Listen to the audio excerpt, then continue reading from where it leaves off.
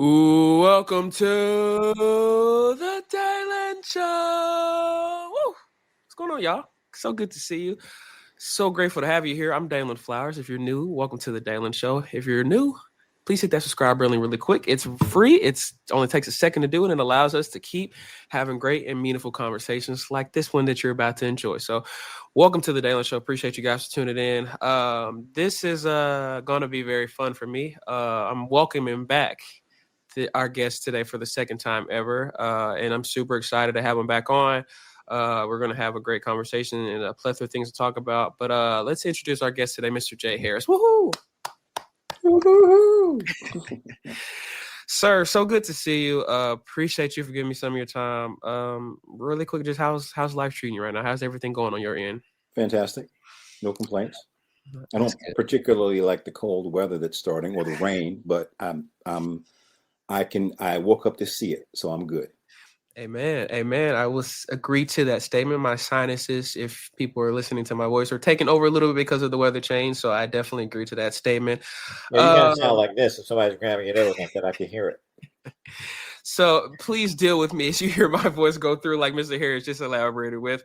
But like I said, this is Jay's second time on the show. I had him on season 2, episode 6. I will leave that episode in the description of this episode if you want to check it out. If you're new and you weren't here around that time we first did that, that was about 4 years ago, and it's been a heck of a ride for me to continue going through this journey and doing it. So appreciative that I'm able to still do it, and I'm appreciative that I'm able to bring some people back on like Mr. Harris. So again, thank you so much for joining me. Really quickly, I know for people that may not know a lot about you, they may want to just get to quickly know you. So if you don't mind, just could you briefly kind of give people a description about who you are, where you're from, just maybe some things you've been able to do across your lifetime to get you where you are today, sir? I was born in Norfolk, Virginia, raised in Chapel Hill, North Carolina. I got my bachelor's in communications from Old Dominion University in Norfolk, Virginia. Married with 2 kids. I work at this place called ESPN, and I do this show called SportsCenter. I don't know if you heard of it. And I'm a cancer survivor. So that's a lot. It's not everything, but that's pretty good. That's enough. I think, like I said, for people that are new and haven't checked out my episode with Jay during season 2, episode number 6, go check that out. You'll get a little bit more of an understanding of his background, where he grew up, his college experience and things like that got him to ESPN. So this episode is going to be a little bit about more things that have happened since then and some more recent things. But Jay, I just want to start. You mentioned a cancer survivor. Earlier this June, you announced your battle with prostate cancer. Could you just, I guess, go through that in terms of the process that maybe you went into actually finding out this news? And I am very aware of your message in terms of your social media presence and aging Black men to understand to go get checked up and go, talk about these things. Could you just talk about a little bit of your process throughout this summer and through now with cancer, and as well, why is it so important for you to kind of just advocate for men and Black men specifically to just really get checked on prostate cancer and cancer in general? Sure. My dad had a bout with prostate cancer. He did the radiation and he beat it.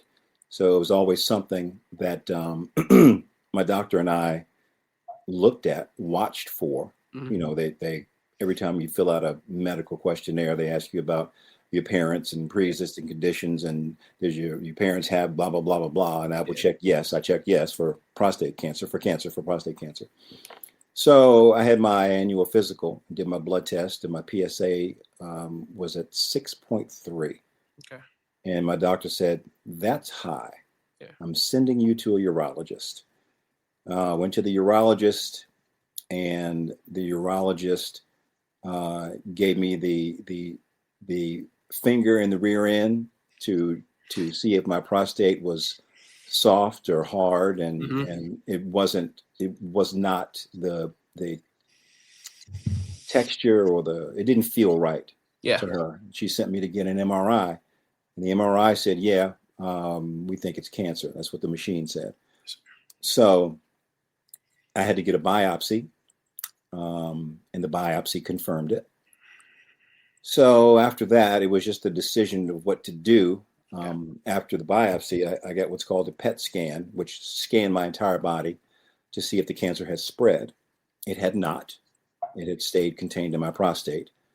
And I decided to have the surgery to remove my prostate and take the cancer out with it, as opposed to doing the radiation. The chances of a good outcome were about equal for both.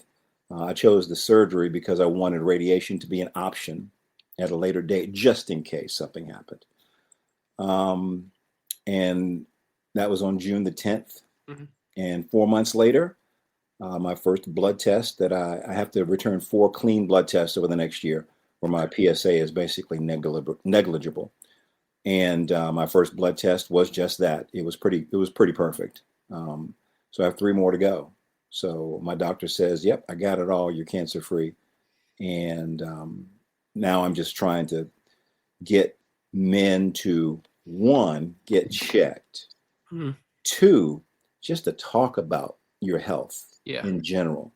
It's like it's something that we don't do a good job of. You know, we are men. We are tough. We can defeat anything. We just put some Robitussin on it. You know, I just give me some ginger ale and some crackers and I'll be fine. You know, no. Go to the doctor and get checked and follow your family history. And if you catch things early, good outcomes are very possible. If you do nothing and something is found late, bad outcomes are very possible. So it's our choice. And I believe in choosing life. So that's what I'm talking about. Yes, sir. I love that. There's a quote from Stuart Scott before he passed away that has really just stuck in my head since the first time I heard it. And it was at his ESPY award ceremony that year.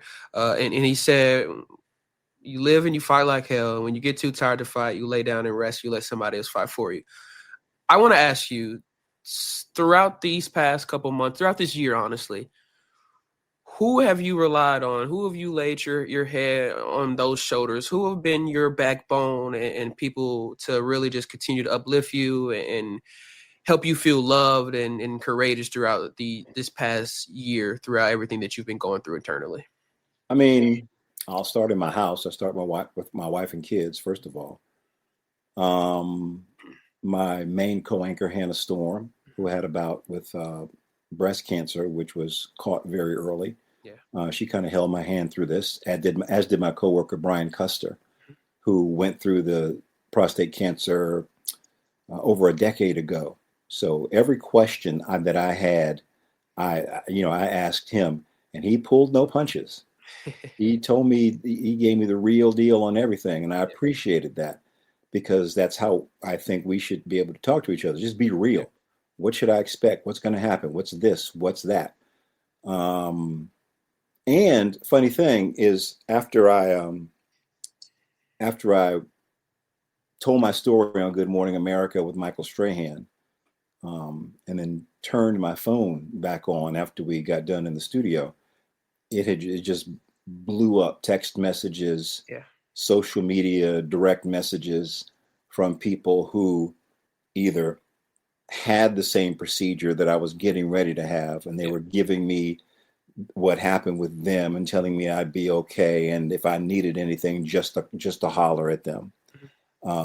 People who had, were going to have the same procedure after mine, saying, I'll keep me updated on yours. I'll keep you updated on mine. People who had relatives that had gone through it, or, whatever, my dad had it and it's been 20 years and you'll be fine. You'll be good. And I'll give you his number if you want to, because he'd love to talk to you, that kind of a thing. So when you go through something like that, you think you're alone. And I learned very quickly that I was nowhere near alone, nowhere near. And I ended up, I have very intimate conversations with pretty much complete strangers, because we're talking about how to save our lives. Yeah. And which is pretty cool to me. So my tribe is big, and I'm very appreciative. Yes, sir. When you were finally able, after a few months, to get back to ESPN and get back to work, just talk about your emotions and feeling to kind of get through all this process and just be back doing what you love. What was it like actually getting back to ESPN and being around your coworkers and your peers in that environment once again after just kind of going through a good optimistic journey, but being away from what you love to do for a few months? I took 4 weeks off, so it was only 1 month. Mm-hmm. And I think they kind of started me back slow because on my schedule, I have 1 or 2 shows a week. And I'm like, really? And they're like, yes, shut up. It's like, okay, whatever you say. They were quite cool. I mean, I got welcome back. I got hugs. I got shucks. People, even during it, I got cookies. I got flowers. I got food delivered, dinner delivered, fresh fruit, fresh vegetables, you name it. My friends and coworkers came through for your boy. It was fantastic. They just, wanted to make sure that I was good. Wanted to make sure that, are you sure you should be back? See, my doctor said 4 weeks. It's been 4 weeks, but are you sure? Because you can go home and sit down for another 4 weeks if you need to. It's like, no, I'm good. I'm good. And once the show would start, I'm back to my thing. I didn't have time to think about what I had been through or what's to come because, I had a job to do, which to me is more like it's more fun than a job. I always joke with young folks that I haven't worked in a while. I have a get-to job. Yeah. Like Ernie Johnson of TNT said, he gets to do what he does inside the NBA. And I get to do what I do. I love my gig. I love it. So it was that kind of real family type, welcome back. If you do something to hurt yourself, we'll beat you up and send you home. That kind of a thing. It was great. You have you've always been very active in terms of going to schools, going to events, being involved in the community, and kind of just sharing your wisdom with people or being involved in different community researches and things like that. I want to just ask you simply, why is it so important for you to kind of give back your voice, give back your message, give back your wisdom? Because I feel like whenever I see you, you're always at an event, you're always speaking to young kids, you're always, giving some motivational speech, advising people. Why is it so important for Jay Harris to be active in his community and kind of uplift his voice to other people that may need it sometimes? That's really easy because people did it for me. And I have to pay it forward. I really don't have a choice. Yeah. None of us have gotten where we are, wherever that is, by ourselves. Yes, sir. All of us have had some help, some guidance, some circumstance where someone did something to help us get somewhere. So I acknowledge that. I embrace it. So it's my responsibility to turn around and do the same thing that people did for me. I don't have a choice.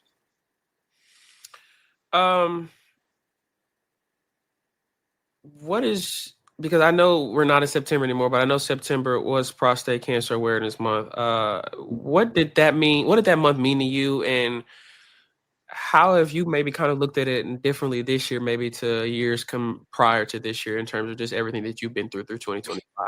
Bro, I don't remember it in years past. It was almost like when you have kids, you don't remember not having kids. Yeah. Like your life starts when the kids are born. My life started when I woke up from surgery.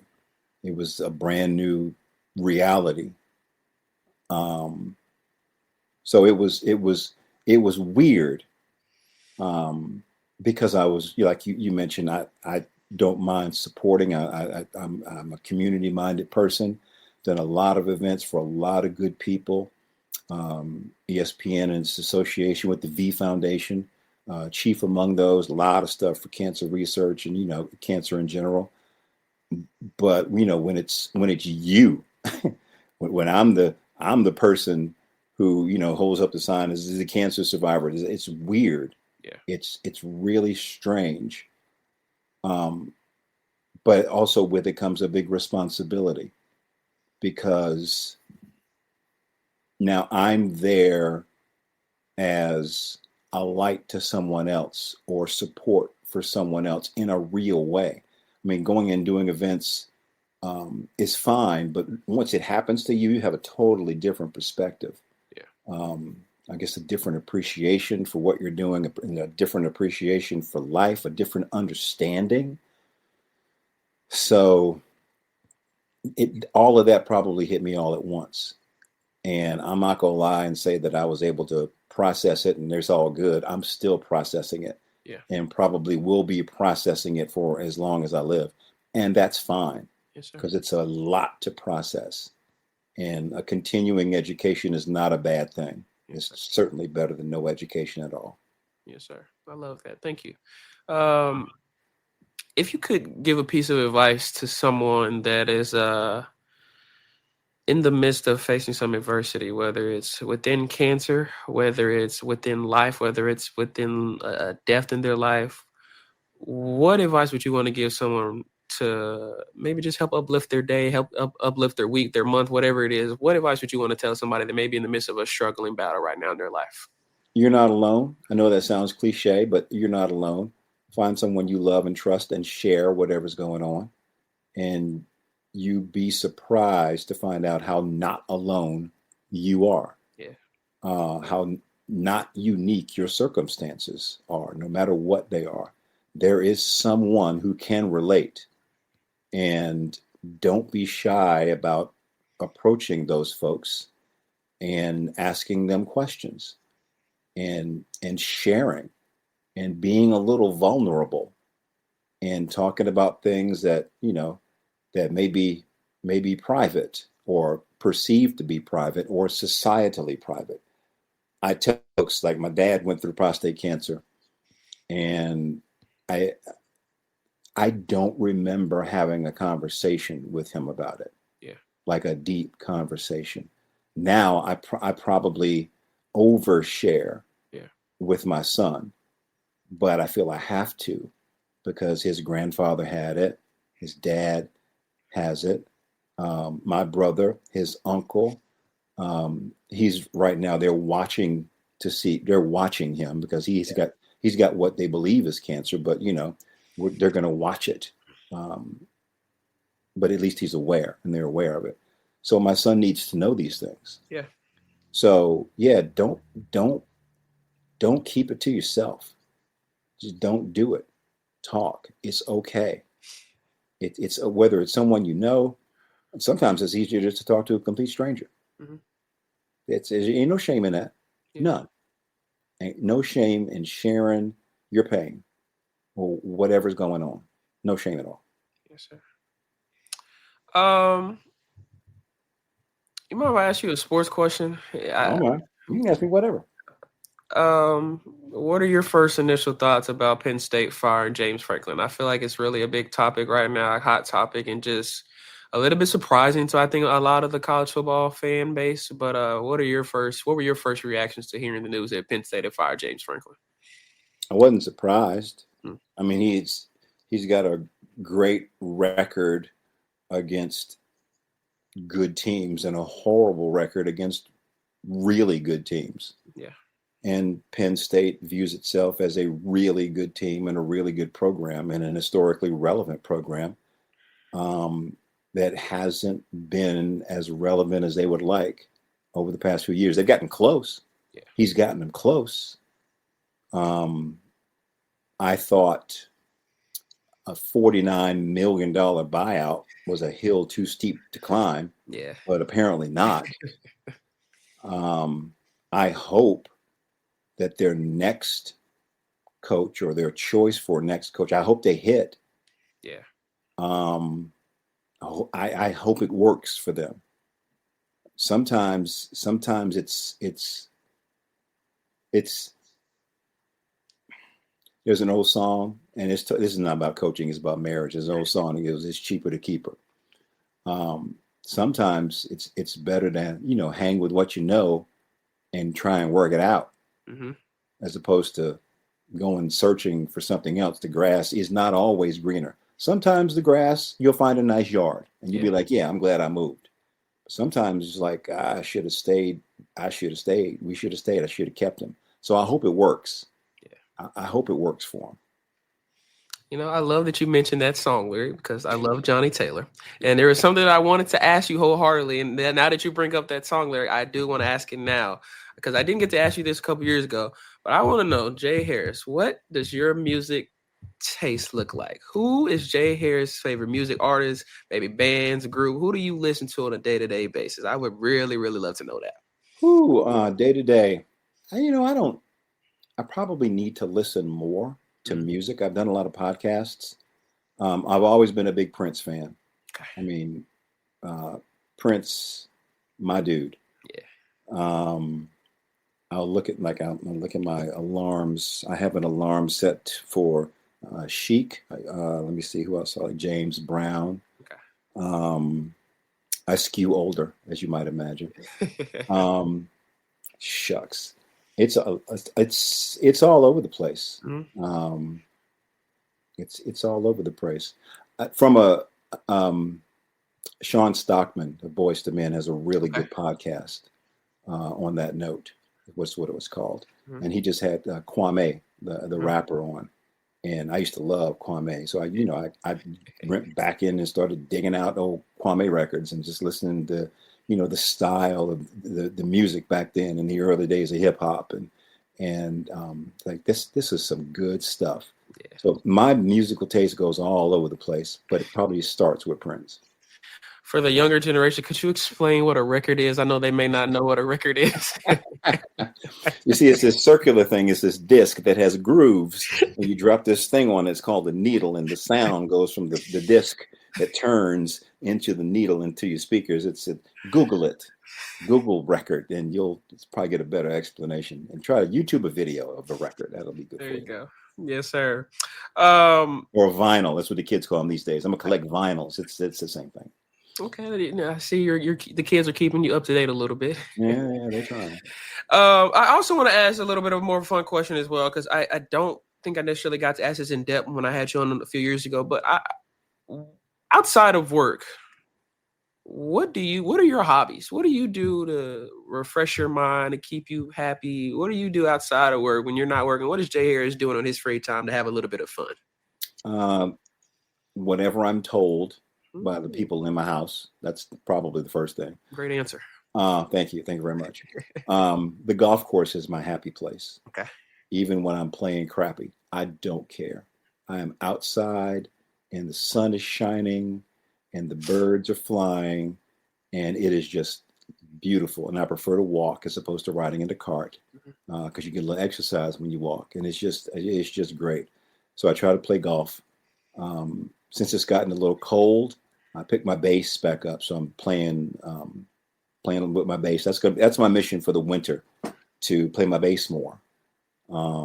Try to get a little better on the guitar. Okay. Yeah, man.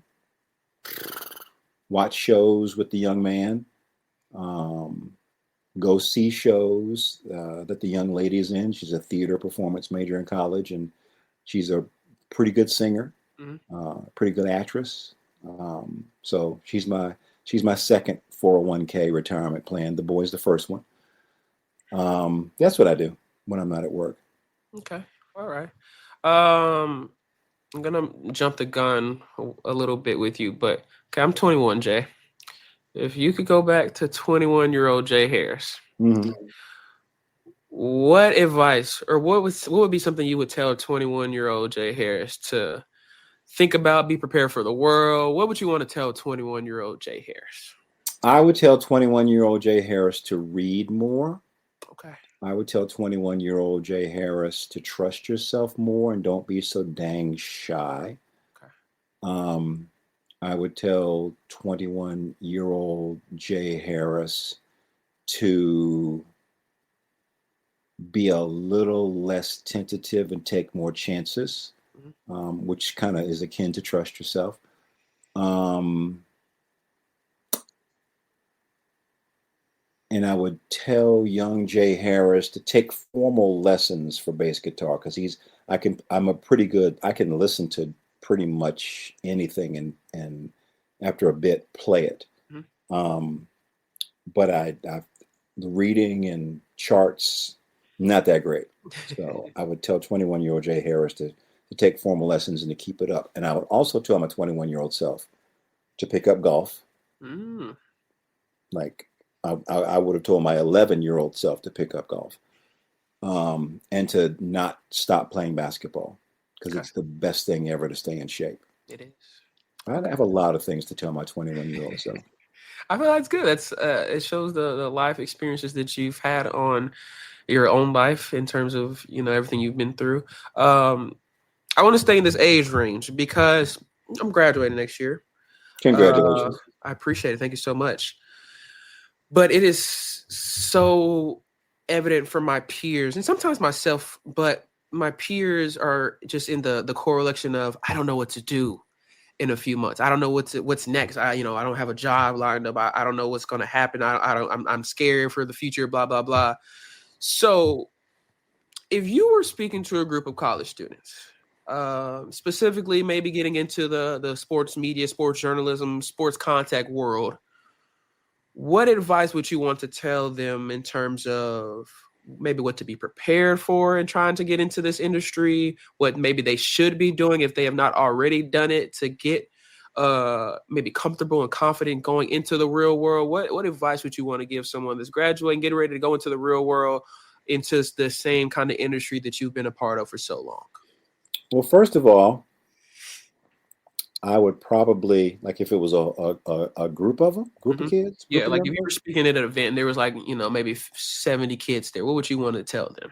Well, if they were all getting ready to graduate, I'd probably start by cursing them out and asking what took them so dadgum long to ask this question and to talk to me. Because we should have had this question when you guys are freshmen, to be honest with you. Fair game. I'd start there. And I'd ask them, well, what do you want to do? Be specific. Tell me what you want, where you want to be in 5 years. Mm-hmm. And then based on that answer, I would say, okay, well, here is what, since we're starting at zero and you're a senior, have you done any internships since you want to get into broadcasting or journalism? Can you write? Do you have any thing on tape? If you want to be on air, do you have a reel to show people? If you want to be behind the scenes, are you sure? Have you explored every nook and cranny of a TV or a radio station or a website? And there's not a whole lot of newspapers anymore. Can you write? Can you interview? Are you grounded in the foundation of journalism? Because as many people nowadays who look at your social media following and want to give you a job based on that, if you can't do the work, yeah, I don't care if you have 250 gazillion million people following you. If you can't do the work, they're just following someone who can't do the work. Yeah. If you fashion yourself as a journalist and you can't journal, you can't write, I can't send you out and get a story, you can't interview someone and ask good questions and listen at the responses, and instead of going down your list of questions, maybe you get a response that you need to follow up on. If you can't do those things, what the heck all those followers mean to me? They mean nothing to me. So, I would challenge you to try and start in some way doing the job that you want to do in 5 years, doing that right now, and get yourself prepared. Have you met people in the field? Have you joined organizations? Do you have relationships in your local area with people that are doing what you say you want to do? What kind of groundwork have you laid? I'd ask them all those questions. Okay. Thank you. I'm ready to run through a brick wall right now, so I appreciate you for saying what you did in the manner that you did. Thank you so much, sir. I'm gonna get you out of here. If I got a little like with it, because that really drives me, because I've had a lot of people ask me, hey, I'm graduating. Can you help? Can you give me some tips? I'm like, no, no. Why are you waiting? No. Mm-hmm. I mean, I do my best, but come on, man. Well, come on, woman. I mean, come on now. Who? Where are you in school? Who's teaching you? Who advised you? It makes me angry. So I kind of get a little. I'm gonna calm down now, but yeah. You're good, and no, don't you dare apologize for that either, because I understand that. I'm gonna get you out of here soon, but I want to ask you really quick, because when you were saying that, it made me think of wanted to ask you this, if anything has changed at all, but when you first were getting into this sports journalism media industry, what are some of the things that maybe you're doing now or that you're noticing now that weren't even a part of this industry when you first started? Maybe it's the media in general, social media in general, things you're maybe having to do behind the scenes for your job that maybe when you first started, you didn't even think about this was even possible in the sports journalism world. I mean, the whole digital technology, social media thing, the immediacy of it. I remember you'd have to file a story and it would come out in the paper the next day. There was no internet. You couldn't go online and see it. You have to wait, and you get the paper delivered to your house in the morning, and you read the news, or you'd actually watch TV to find out what's going on. All of that has changed because all I have to do is pick up my phone, and I can see stuff literally around the world like that, So all that has changed. But the foundation of my job has not changed. I did the same thing today that I did on my first day 22 years ago at ESPN.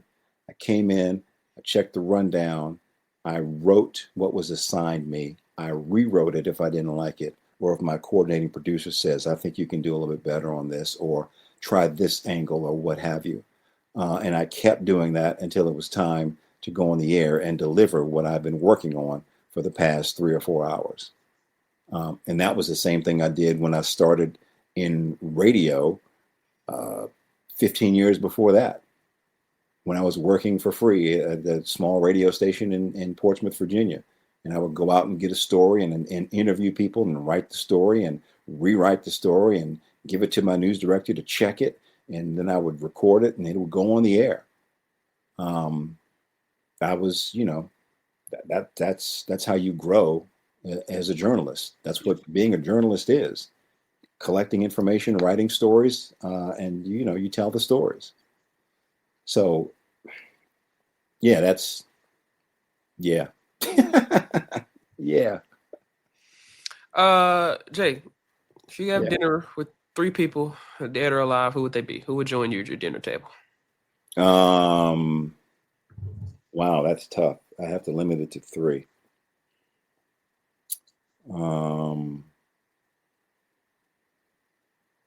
If I had to limit it to 3. I usually ask 5, but I didn't know if that was going to be too much. If you want to do 5, you can do 5 as well. No, well, it'd be my maternal grandfather and grandmother. Okay. My mom, my dad, and my Aunt Margaret. Okay.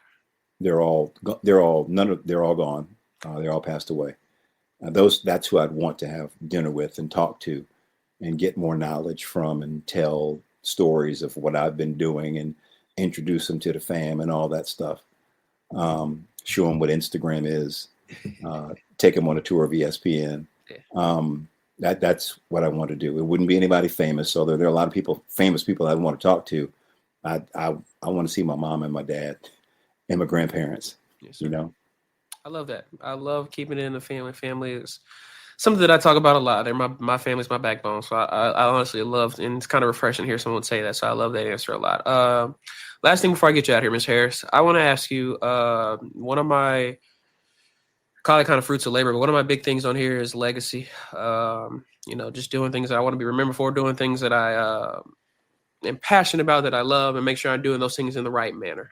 So I kind of want to ask you, what legacy do you want to leave behind? What do you want to be remembered for? When people hear the name Jay Harris, what do you always want people to remember about who you are as a person? I mean, I don't know.